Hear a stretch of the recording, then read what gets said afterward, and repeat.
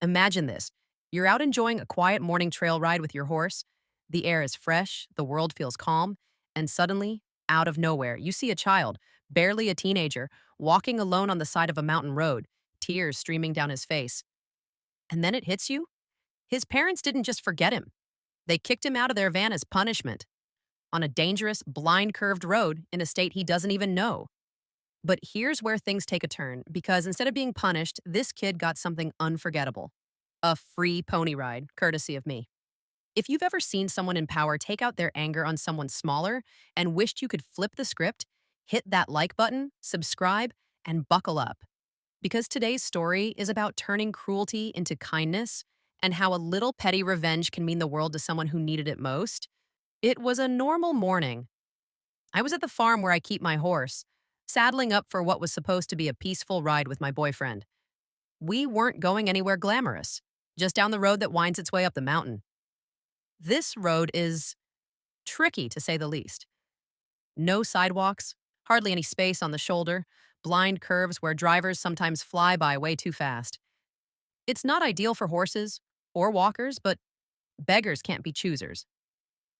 Usually cars crawl up slowly and we step into driveways or wide pull-offs whenever we hear them coming. So there we are, moving uphill, enjoying the rhythm of hooves on pavement, when I hear the low rumble of an engine. A van comes creeping up the incline. Nothing unusual until I notice the side doors wide open. It glides past me and my stomach twists. Something about it feels wrong. I turn back to my boyfriend and say, "That was weird, their door was open." He's looking back down the road squinting, and then he says words that change everything. "Wait, I think there's someone walking." And I swear I heard a kid yell, "Walk!" We turn back over the hill, and sure enough, there he is. A boy, maybe 10, maybe 12, walking uphill, clutching a phone, his face streaked with tears. His steps are slow, his chest rising and falling in panicked bursts. We pull closer. My boyfriend asks gently, "Hey buddy, you okay?" The boy sniffles, wipes his eyes and says, "Yeah." But anyone could see he wasn't. His voice cracked, his shoulders were shaking, and then the truth clicks into place like a horrifying puzzle. I ask carefully, "Did your parents kick you out of the car?" His head dips. He whispers, "Yeah." My heart drops. Who does that? Who abandons their child on a blind curved road in the middle of a vacation, in a state they don't even live in? I press gently, asking if he knows where his parents were headed. He names one of the activity spots farther up the road, about a quarter mile uphill. A quarter mile for a kid sobbing, alone, dodging cars on a mountain road. My blood boils. I can almost feel my pulse in my temples. "Who the hell thinks this is parenting?" The boy explains, voice trembling, that he was scared of the activity. They involved heights. Totally understandable. He asked why a few too many times. His dad started screaming, lost his patience, and the punishment: kick your son out of the van. At that moment, I knew one thing: I was not going to let this kid walk another step alone. I pull my horse into a driveway, slide off the saddle, and call the boy over. "Here," I say, handing him my helmet. "You're going to ride my horse." His eyes widen. The tears pause. And for the first time since we saw him, there's this little flicker of light on his face. I help him climb onto my mare. My boyfriend follows behind us on his horse while I walk alongside, holding the reins. Instead of trudging up a dangerous road, head hung low, this kid is perched tall on horseback, like a knight, like someone who matters. And inside I can't help but smirk. His dad thought he was punishing him, teaching him some lesson. Well, guess what? That punishment just turned into a free pony ride and a memory he'll never forget. As we near the farm, his phone buzzes. It's his mum. "Where are you?" she demands. The boy answers, "On the road." "This nice lady let me ride her horse." "What did you tell her?" Her voice sharpens. "That I got kicked out of the car." "Did you tell her why?" "Did you tell her you were being disrespectful?"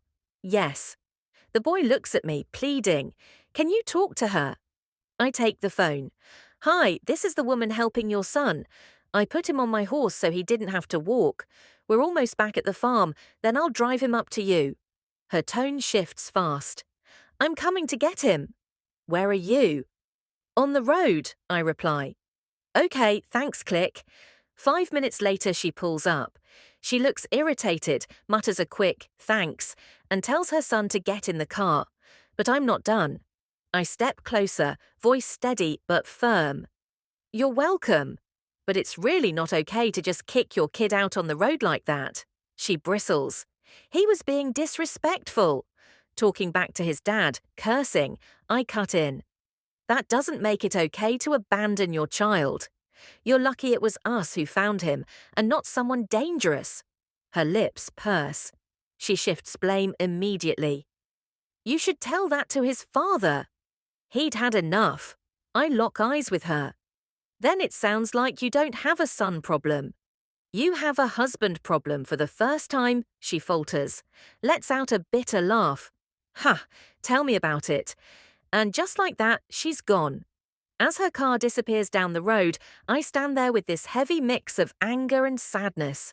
Because here's the truth, maybe that mum didn't even agree with what happened. Maybe she argued with the dad. Maybe she's trapped in her own cycle of fear and control. I don't know, but I do know this. That boy didn't deserve it. Whether he was being mouthy or not, kids push buttons. It's part of growing up. That doesn't mean you abandon them on a dangerous roadside, ever. My only consolation is that in what could have been one of the worst memories of his childhood, he got a moment of unexpected kindness. His punishment became his first horseback ride. And someday, when he tells the story, people won't remember his father's cruelty. They'll remember the pony ride, and that, right there, is the revenge. His dad tried to humiliate him, tried to break his spirit. Instead, I turned that punishment into joy. Instead of trudging alone, crying on a road he didn't know, he sat tall on a horse, smiling. His dad wanted control. What he got was a story that every time it's told exposes his cruelty. You don't abandon your kid to prove a point, because sometimes karma shows up wearing riding boots. To that boy, wherever you are, I hope you're okay. I hope that memory gave you some strength. And I hope one day your mum realizes she deserves better too. Because respect, it's not taught with fear, it's earned with love. If this story made your blood boil but also warmed your heart, hit that like button. And tell me in the comments, what's the wildest parent punishment you've ever witnessed? And don't forget, subscribe for more real-life revenge stories where karma always finds a way to balance the scales.